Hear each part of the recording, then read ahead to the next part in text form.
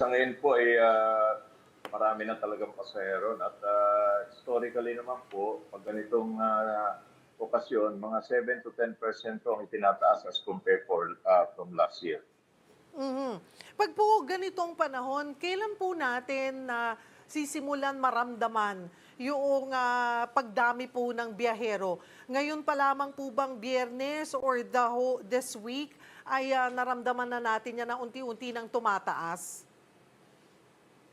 Tama po 'yun ano. Actually, itong weekend, starting tomorrow, tuloy-tuloy na yung exodus ng ating mga manlalakbay diyan sa mga vacation area na gusto nilang puntahan at 'yan ang ipinaghahanda na ng ating pamunuan, especially yung DOTR Secretary Beach Season.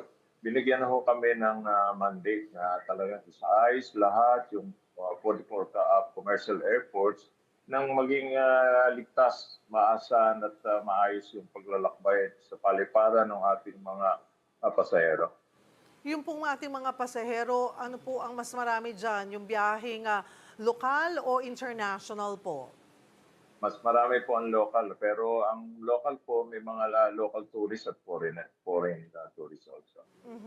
Ano-ano po ang mga ginawa na ninyong paghahanda para nga matiyak ang kaligtasan at maginhawang pagbiyahe ng mga pasahero lalo na nga po sa major airports natin? Well, unang-una po, yung mga major airports, 24/7 na operations natin, nagdagdag na tayo ng mga personnel, especially doon sa mga check-in counter kasi diyan ang mahabang pila. At wala muna tayong leaves ngayon. No? Lahat ng personnel namin nandiyan sa airport lahat naka-duty. Mhm.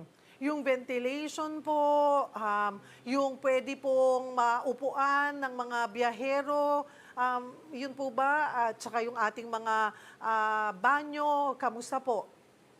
Ay kumpleto ho tayo diyan sa facilities. In fact po, lahat ng ating mga area manager sa 44 airports, kumukuha ho yan ng picture at pinadadala dito, yung facilities sa main office namin, kay Director General Raul De Rosario, para talagang ma-check kung totoo yung kine-claim nila na maayos yung mga facilities. Maglalagay or naglagay din po ba tayo ng parang help desk na pwedeng malapitan po ng mga biyahero pag mayroon po silang mga concern?